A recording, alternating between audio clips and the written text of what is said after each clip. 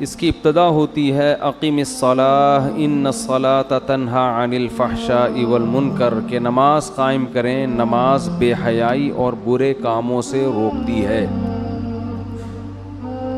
اگر کوئی نمازی آپ کو بے حیائی والے کام کرتا ہوا نظر آ رہا ہے تو دو باتوں میں سے ایک بات ہے، یا تو وہ نماز صحیح طرح سے قائم کر نہیں رہا، یا یہ فرض کر لیں کہ جتنا بچا ہوا ہے نماز کی وجہ سے بچا ہوا ہے، اگر نمازی نہ ہوتا تو اس سے بھی بڑا بے حیا ہوتا۔ ایک صاحب نے مجھے کہا کہ دو بھائی ہیں، ایک ان میں نماز نہیں پڑھتا، ایک پڑھتا ہے، جو نہیں پڑھتا وہ تو بے حیا نہیں ہے، اور جو پڑھتا ہے وہ ایک نمبر کا چھٹا ہوا ہے۔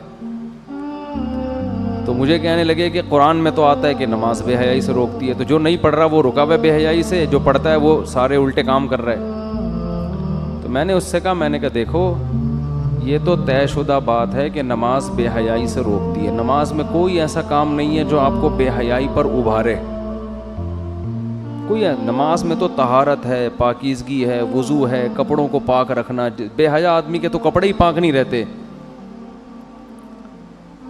تو میں نے کہا یہ جو بھائی نماز پڑھ کے بھی بے حیا ہے نا، وہ ہے ہی بے حیا، وہ اگر نماز نہ پڑھتا تو اس سے ڈبل بے حیا ہوتا۔ آدھی بے حیائی اس کی روکی ہوئی ہے کس نے؟ نماز سے۔ بے حیائی کا کوئی اینڈ تھوڑی ہے، جو چھٹے ہوئے بدماش ہوتے ہیں تو ان سے بھی بڑے چھٹے ہوئے ہوتے ہیں۔ چھنی سے جب چیزیں آپ چھٹا ہوا کسے کہتے ہیں؟ چھنی سے چھنا ہوا بدماش، ٹھیک ہے نا، جو سلیکٹڈ بدماش۔ تو جب چھنی سے آپ کوئی چیز چھانتے ہیں تو کیا وہ مزید چھاننے کے قابل نہیں رہتی؟ اس سے زیادہ باریک چھنی سے چھانیں گے تو اور چھنے گی، وہ تو چھنتی رہتی ہے، چیزیں کبھی رکتی نہیں ہیں۔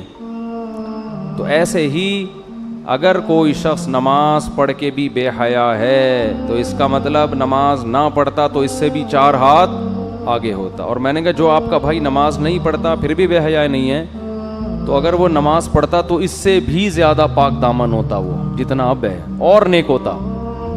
باقی نماز نہ پڑھنا خود ایک بہت بڑی بے حیائی ہے کہ جس خدا نے پیدا کیا اس کے لیے تمہارے پاس ٹائم نہیں ہے۔ اور یاد رکھو کوئی شخص بے حیا ہو یہ بھی برا، اور کوئی بے نمازی ہو تو اسلام میں یہ بے نمازی اللہ کی نظر میں اس بے حیا سے زیادہ برا ہے۔ سمجھ میں نہیں آ رہی بات؟ کیونکہ اسلام میں اللہ کی نظر میں سب سے بڑا حکم جو ہے نا توحید کے بعد وہ نماز ہے۔ یہ اللہ نے ایسی فرض کی ہے کہ اس میں اللہ کے ہاں چھوٹ نہیں ہے، یہ اسلام کی ایک علامت ہے، سائن ہے۔ تو اس لیے علماء کہتے ہیں کہ شرک کے بعد سب سے بڑا جرم جو اللہ کی نظر میں ہے وہ کیا ہے؟ نماز کا بلا شرعی عذر کے قضا کر دینا۔ اور شرعی عذر کیا ہے؟ شرعی عذر کوئی ہے ہی نہیں، صحیح ہے نا، اس میں اللہ نے کوئی عذر رکھا ہی نہیں ہے، بس کوئی عذر اللہ مانتے ہی نہیں ہے۔ شرعی عذر یہ ہے کہ بس آپ اتنے بیمار ہو جائیں کہ گردن کے اشارے سے بھی نماز نہ پڑھ سکتے ہوں، تو یہ کیا ہے؟ شرعی عذر۔ اس کے علاوہ مرد کے لیے کوئی عذر نہیں۔